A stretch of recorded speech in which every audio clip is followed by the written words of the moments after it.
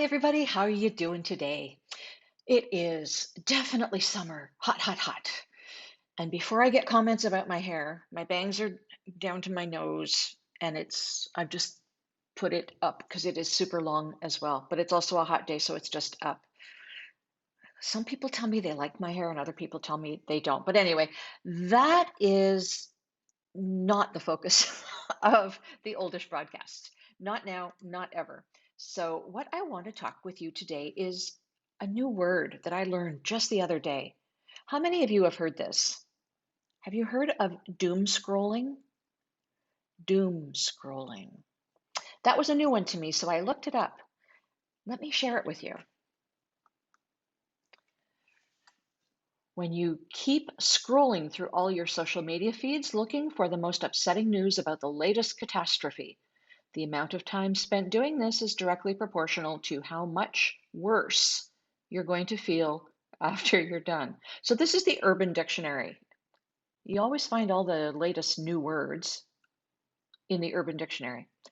Dude, stop doom scrolling. It's going to make you feel worse. And that is absolutely the truth. That is absolutely the truth. So, doom scrolling, I find especially now that we are um, isolating.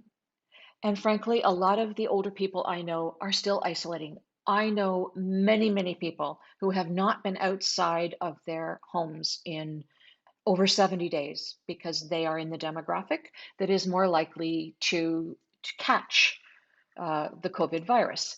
I don't know if you're hearing this dinging, but I keep getting messages and I keep quitting the application. So, anyway, there we go. I hope you're not hearing the dinging and it's bothering you. It's bothering me. Anyway, yes, they have not been outside their homes in over 70 days. And, when you look for things to do, you do tend to start scrolling through media and we maybe pay, I say we because it's all of us. We maybe pay more attention to some stories than others. And you know the adage about news coverage, blood cells.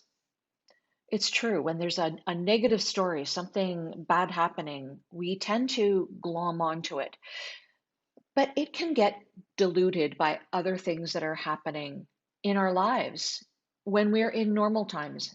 We're not in normal times now, and there are far less things for us to focus on.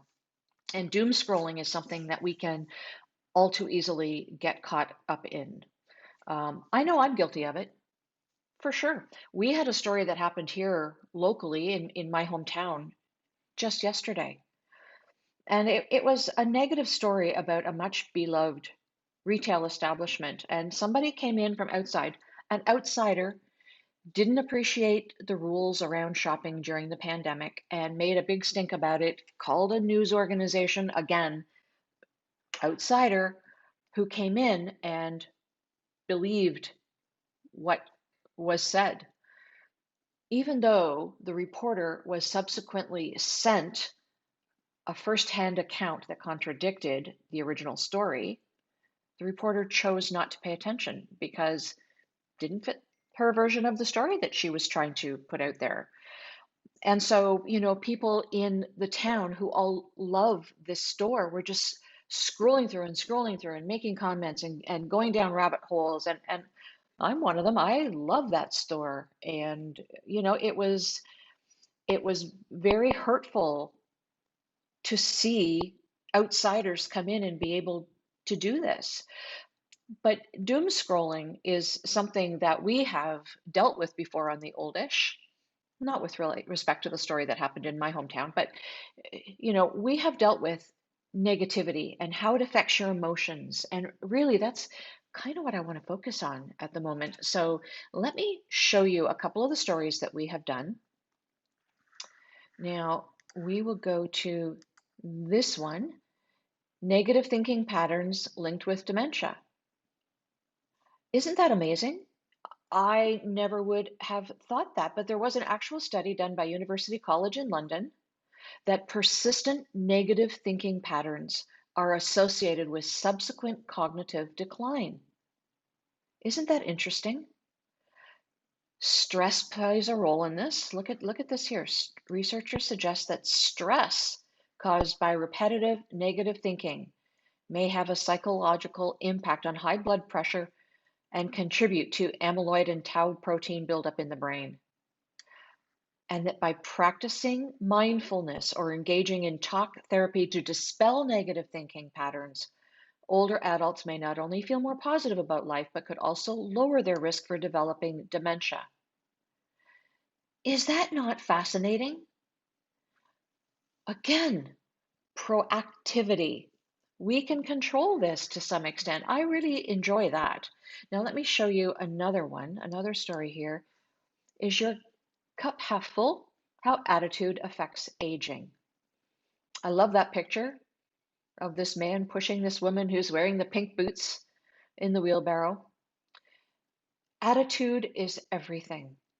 A positive outlook translates into less stress and, as a result, healthier seniors. I like that.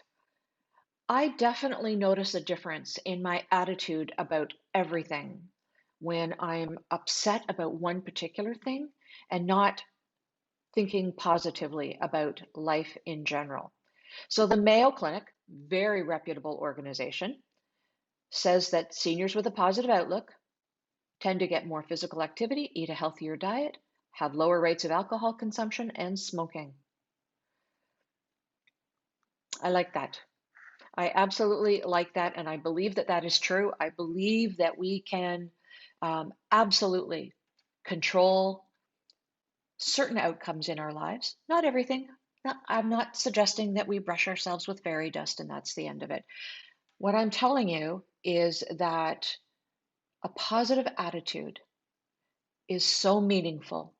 So, doom scrolling, not helpful. And I have stopped doom scrolling that story that was so negative in my local town.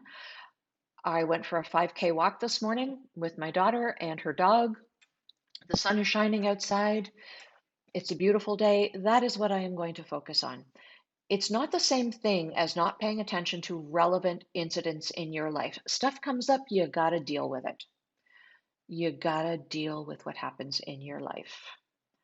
But focusing on the negative to the exclusion of the positive doesn't benefit any of us.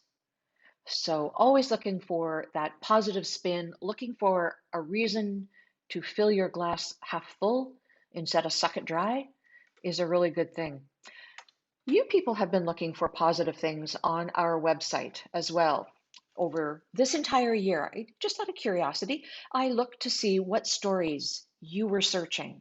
And from January until now, I can tell you, not surprisingly, people, the top story, hair texture. It's a story about hair texture because we've all got this wild hair. I know in Ontario, hairdressers opened up last Friday. My hairdresser opened up on Monday. They had to get a health unit inspection. Clearly, I haven't been there yet. I think it's going to be a little while until I can get in and get an appointment, but it's okay. Glass half full.